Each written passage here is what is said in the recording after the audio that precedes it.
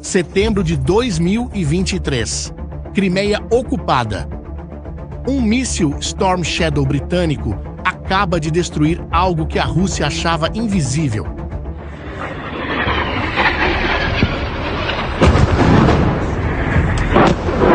Este não era um alvo militar comum. Era o quartel-general da operação mais secreta de Putin. Estou falando do comando da Frota Sombra, que move bilhões de dólares em petróleo ilegal. Naquele momento, Putin pensou que havia perdido apenas um prédio. Ele não imaginava que a Ucrânia havia apenas começado, porque o que aconteceu depois desse ataque mudou completamente as regras do jogo. A Ucrânia não parou no quartel-general. Eles foram atrás dos próprios navios.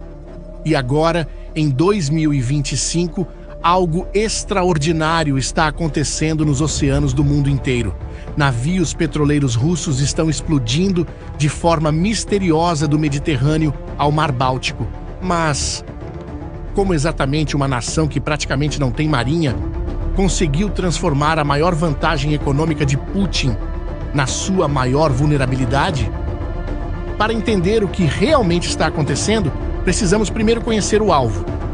A chamada Frota Sombra Russa não é apenas uma coleção de navios velhos navegando pelos oceanos. É a principal fonte de dinheiro que mantém a máquina de guerra de Putin funcionando. Depois que o Ocidente impôs sanções massivas ao petróleo russo, em 2022, Putin teve um problema. Como continuar vendendo bilhões de dólares em petróleo para financiar sua guerra? A resposta foi genial e desesperada ao mesmo tempo.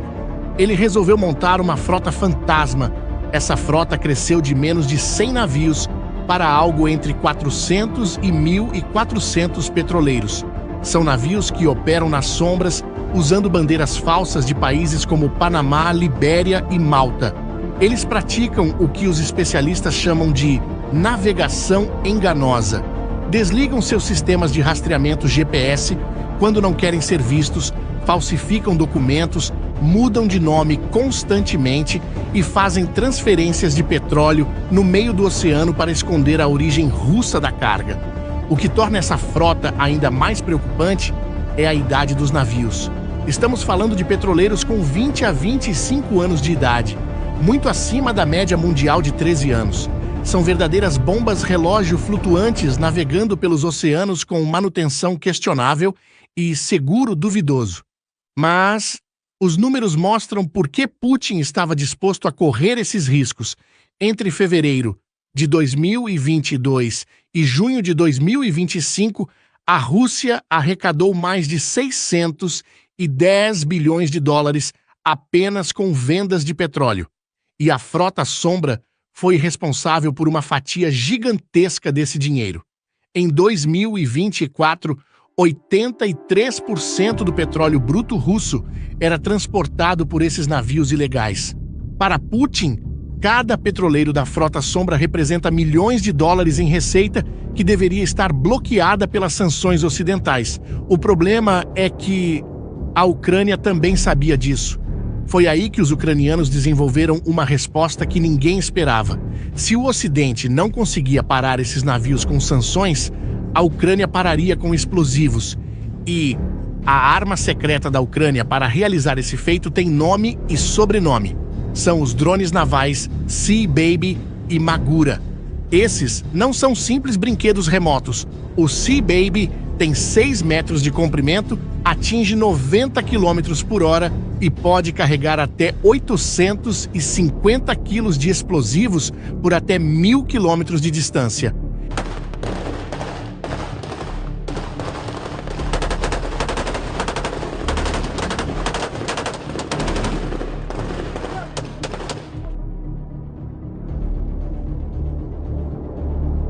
É como um torpedo gigante e inteligente.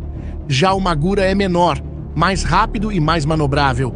O modelo mais avançado, o Magura V7, tem 7 metros e pode carregar 650 quilos de explosivos. Mas aqui vem o detalhe impressionante. Esses drones não servem apenas para atacar navios.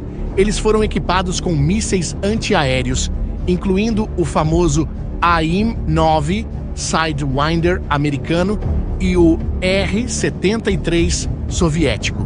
Em maio de 2025, um Magura V-7 fez história ao abater 2 caças russos Su-30.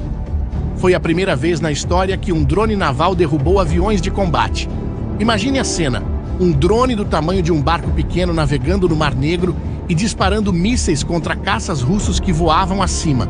Essa capacidade transformou cada drone naval ucraniano numa ameaça dupla. Putin agora precisa se preocupar não apenas com seus navios, mas também com os aviões que deveriam protegê-los. Mas a verdadeira genialidade da estratégia ucraniana não está na tecnologia, está na precisão cirúrgica dos ataques. Um dos mais emblemáticos aconteceu em 28 de janeiro de 2025. O alvo foi o Sea Charm, um petroleiro navegando sob bandeira das Ilhas Marshall, na costa da Turquia. Um drone naval ucraniano abriu uma brecha de 1 metro no casco e destruiu completamente o sistema de propulsão. O navio ficou à deriva, mas não afundou. Esse padrão se repetiu em todos os ataques seguintes. Em 4 de fevereiro, foi a vez do Grace Farum, um petroleiro com bandeira liberiana que estava no porto de Tobruk, na Líbia. Uma explosão interna devastou o eixo de propulsão. O navio tinha acabado de visitar um porto russo e carregava petróleo para burlar as sanções. No dia 15 de fevereiro, ocorreu aquele que talvez seja o ataque mais audacioso. O navio Sea Jewel, navegando sob bandeira maltesa, estava atracado no porto italiano de Savona quando 2 explosões simultâneas danificaram seu casco e sistema de direção. Investigadores encontraram deformações côncavas que indicavam uso de explosivos plantados por mergulhadores ou dispositivos magnéticos. Mas foi o ataque de final de fevereiro que mostrou até onde a Ucrânia estava disposta a chegar. O alvo foi o Koala, um petroleiro com bandeira de Antígua e Barbuda. E o mais impressionante foi o local do ataque, o porto de Ust-Luga, na Rússia, no Mar Báltico. Múltiplas explosões devastaram os motores e o sistema de propulsão. Sim, a Ucrânia realizou o ataque dentro de águas russas. O mais recente foi em 29 de junho. O Vila Moura, com bandeira maltesa, estava navegando próximo a Benghazi, na Líbia, quando uma explosão potente inundou a casa de máquinas e destruiu o eixo de propulsão e o sistema de direção. Em todos esses ataques, o padrão é idêntico. A Ucrânia visa sempre os sistemas de propulsão e direção, nunca afunda os navios completamente. Isso não é acidente, é estratégia pura. Primeiro porque evita derramamentos de petróleo que poderiam criar desastres ambientais e alienar países neutros. Segundo, permite que a Ucrânia continue negando que foi ela. E, de fato, a Ucrânia nunca assumiu oficialmente a responsabilidade por nenhum desses ataques. Terceiro, cria um dilema impossível para Putin. Se a Rússia quiser processar a Ucrânia internacionalmente por esses ataques, teria que provar que os navios atacados fazem parte de sua frota sombra. Isso significaria admitir publicamente que está usando navios com bandeiras falsas para burlar sanções internacionais. Em outras palavras, Putin ficou preso numa armadilha do qual não consegue sair. Mas o impacto desses ataques vai muito além dos navios individuais danificados. A resposta internacional foi imediata e dramática. Países do Mar Báltico, como Dinamarca, Suécia e Alemanha, começaram a exigir uma prova de que todos os petroleiros que transitam por suas águas tenham um seguro válido. Quase que, da noite para o dia, a interpretação do direito marítimo ficou mais rigorosa.